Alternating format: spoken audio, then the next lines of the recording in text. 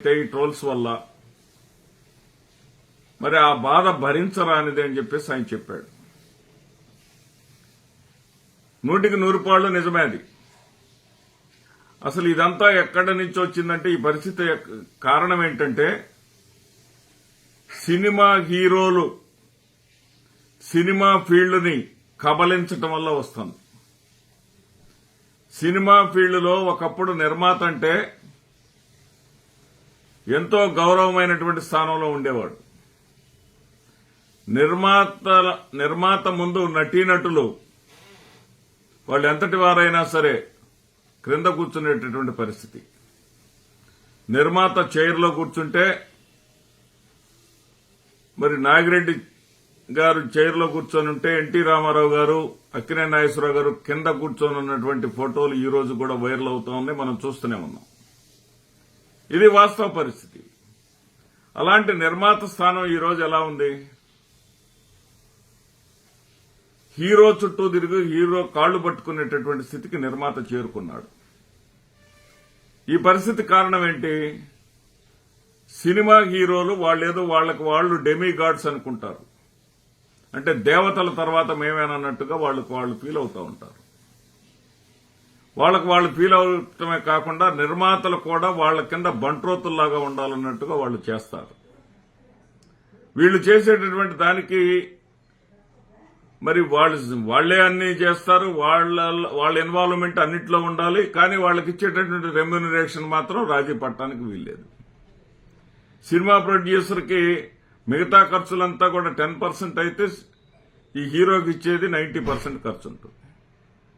ఇటువంటి పరిస్థితుల్లో ఒక సినిమా ఫ్లాప్ అయినప్పుడు ఆ నిర్మాత పడేటటువంటి కష్టం గురించి తమన్ మాట్లాడింది 100% నిజం.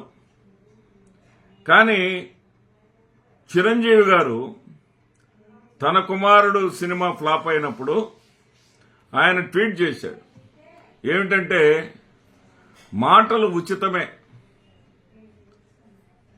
అవి స్ఫూర్తిని నింపుతాయి, ఎదుటి వాళ్ళని నాశనమూ చేస్తాయని చెప్పేసి అన్నారు. అంటే మీ వరకు వచ్చేసరికి తెలిసిందా ఇది? చిరంజీవి గారు మహేష్ బాబు సినిమా గుంటూరు కారం అనుకుంటా,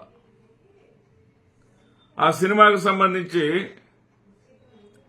మీ అభిమానులే టికెట్లు కొనేసి ముందుగా గుంటూరులోనే మీ అభిమానులే టికెట్లు కొనేసి థియేటర్ను మొత్తం ఆక్యుపై చేసేసి బయటకు వచ్చేసి సినిమా అటర్ ఫ్లాప్, సినిమా ఏం బాగలేదు, సినిమా చండాలంగా ఉంది, మేము మహేష్ బాబు అభిమానులు, మేము మాట్లాడుతున్నాం, మాకే నచ్చలేదు ఈ సినిమా అని చెప్పేసి మీరు ట్రోల్ చేసినప్పుడు ఇవన్నీ మీకు గుర్తుకు రాలేదా? పుష్ప 2 సినిమా ఉంది. పుష్ప 2 సినిమాని ఎవరు కూడా వ్యతిరేకంగా ఏమి ట్రోల్ చేయలేదు. ఏదైతే అల్లు అర్జున్ దురుసు ప్రవర్తన వల్ల జరిగింది అని చెప్పేసి చెప్పారు. పుష్ప 2 సినిమా రికార్డు స్థాయిలో వసూళ్లు చేసినప్పటికీ కూడా, నిర్మాతలకు నష్టం లేకపోయినప్పటికీ కూడా, ఆ అల్లు అర్జున్ ఎదుర్కొన్నటువంటి పరిస్థితికి మీరేమైనా మోరల్ సపోర్ట్గా అల్లు అర్జున్కి నిలబడ్డారా? మీ కుటుంబంలో ఏ ఒక్కరైనా సరే నిలబడ్డారా? అలాగే మీ మాటల గురించి మీరు చెప్తా ఉంటే ఆశ్చర్యం వేస్తా ఉంది. మీ తమ్ముడు అన్న మాటలు, ఈ రాష్ట్రానికి ఉప ముఖ్యమంత్రిగా కూడా ఉన్నారు మీ తమ్ముడు పవన్ కళ్యాణ్ గారు, ఆయన అన్నటువంటి మాటలు ఒకసారి తీసుకోండి. మీ ఎనర్జీ లెవెల్స్ మీరు తగ్గించుకోవద్దు. మీ ఎనర్జీ లెవెల్స్ ఎగ్జిబిట్ చేయాలంటే సైలెన్సర్స్ తీయాలి, వేగంగా బళ్ళు నడపాలి, ఇవన్నీ చెప్పాడు కదా మీ తమ్ముడు. మీ తమ్ముడు మాటలను స్ఫూర్తిగా తీసుకుని 2 నిండు ప్రాణాలు బలైనాయి కదా, 2 కుర్రవాళ్లు బలయ్యారు కదా. బలైనటువంటి ఆ కుర్రవాళ్ల గురించి తప్పించుకునేటటువంటి మార్గం రోడ్లు బాగలేవని చెప్పేసి చెప్పడానికి మీరు ప్రయత్నం చేశారు అంటే మీది మెగా ఫ్యామిలీనా, దగా ఫ్యామిలీనా? అంటే మీరు బాగుంటే చాలు, ఎదుటి వాళ్ళు ఏమైపోయినా మీకు సంబంధం లేదు. ఎదుటి వాళ్ళని తొక్కేసి మీరు పైకి రావాలి. మీరొక్కరు సినిమా ఫీల్డ్ మొత్తం మీ కంట్రోల్లో ఉండాలి. మీకోసమైతే ఎవరు చనిపోయినా ఎవరు ఏమైనా సరే మీకేం సంబంధం లేదు. మీరన్నట్టుగా మీ మాటలు స్ఫూర్తినివ్వబట్టే కదా, మీ తమ్ముడు ఉప ముఖ్యమంత్రి పవన్ కళ్యాణ్ గారి మాటలు స్ఫూర్తినివ్వబట్టే కదా 2 నిండు ప్రాణాలు కోల్పోయింది. మరి అల్లు అర్జున్ వచ్చినందువల్లే తొక్కిసలాటలో ఒక మహిళ చనిపోయిందని చెప్పేసి అల్లు అర్జున్ అరెస్ట్ చేసి లోపల పెట్టారే, మరి మిమ్మల్ని ఏం చేయాలి? అంటే ఉప ముఖ్యమంత్రి గారికి ఒక న్యాయమును, అదే కుటుంబంలో నటుడిగా ఎదిగినటువంటి అల్లు అరవింద్ వల్లే మీరందరూ కూడా పైకి వచ్చింది. కానీ అక్కడ మాత్రం ఇంకొక న్యాయం. మీరు గతంలో రాజశేఖర్ విషయంలో ఏం చేశారో కూడా అందరికీ గుర్తే ఉంది. రాజశేఖర్ సినిమా నటుడు, ఠాగూర్ సినిమా రైట్స్ మొత్తం అతనివి. మీరు ఏం చేశారు, ఏం కథ, సినిమా ఫీల్డ్ ఇప్పటికి కూడా చెప్పుకుంటా ఉంది. అంటే మీకైతే ఒక న్యాయం, ఎదుటి వాళ్ళకైతే ఒక న్యాయం. ఈ రోజున గేమ్ చేంజర్ సినిమా ఫెయిల్యూర్ అవటాన్ని ఎవరు కూడా స్వాగతించరు, ఎవరు కూడా సంతోషించరు. అందరూ బాగుండాలి, అందులో మనం ఉండాలి అనుకోవాలి అనేదే ఇక్కడ మేమందరం కోరుకునేది. కానీ మీరు అట్లా కాదే, ఎదుటి వాళ్ళంతా పతనం అయిపోవాలి, మేము మాత్రమే బాగుండాలి. ఇది ఎంతవరకు సబబు చిరంజీవి గారు?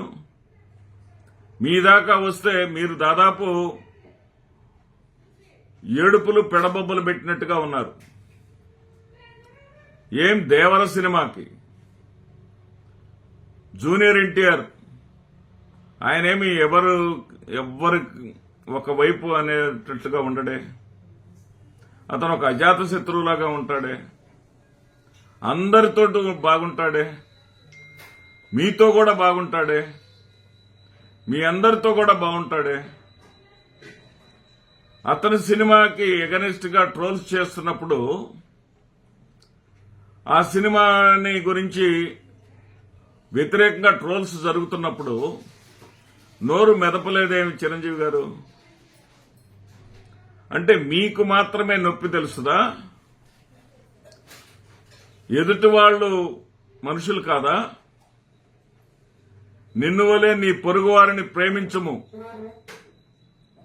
మీ తమ్ముడు బాప్టిజం కూడా తీసుకున్నానని చెప్తాడు పవన్ కళ్యాణ్ గారు. ఇప్పుడేదో సనాతనవాది అని కొత్త అవతారం ఎత్తాడు అనుకోండి. అవసరాలకు ఏ అవసరానికి ఆ అవతారాలు ఎత్తేటటువంటి అలవాటు మీకుంది.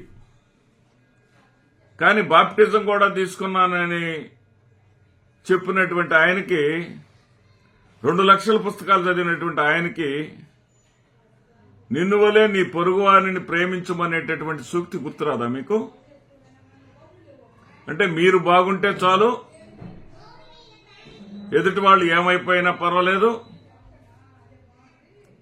ఉదయ్ కిరణ్ ఉదంతానికి ఏం సమాధానం చెప్తారు చిరంజీవి గారు? ఎంతమంది ఏ రకంగా పతనం అవ్వాలి, బలవ్వాలి మీ వల్ల? మీరైతే ఏది చేసినా సబబే, మీరేది చేసినా సినిమా ఫీల్డ్ కోసమే, సినిమా ఫీల్డ్ అభివృద్ధి కోసమే. కానీ ఎదుటి వాళ్ళందరూ కూడా సినిమాల అభివృద్ధి కోసం కాదు అన్నట్టుగా మీరు చేస్తే ఎట్లా అండి? ఇక్కడ చిరంజీవి గారు ఒక విషయం గుర్తుపెట్టుకోండి. ఎవరైనా సరే, ఎవరైనా డబ్బులే, ఎవరైనా సరే విజయం కోసం పరితపించేవాళ్లే. విజయం అనేది ఎవరికైనా సరే అవసరం. విజయం అనేది ఆ ఒక్క వ్యక్తికే ఉపయోగపడదా? సాధించినటువంటి విజయం ఆ పరిశ్రమకు ఉపయోగపడుతుంది. ఆ పరిశ్రమలో ఉన్నటువంటి వందలాది మంది, ఆ సినిమాతో సంబంధించినటువంటి వందలాది మందికి ప్రయోజనం చేకూరుతుంది. అలాంటి అంశాన్ని గుర్తుపెట్టుకొని ఇక నుంచైనా, ఇక ముందైనా సరే కొంచెం పద్ధతిగా మారండి మీరు. మీదే లోకం. ఆయన ఉన్నాడు ప్రకాష్ రాజ్. ప్రకాష్ రాజుని సినిమాల్లో వాడుకుంటారు. ప్రకాష్ రాజు అతనేది కొంచెం నాస్తికుడు. అతని విధానాలు అతనికి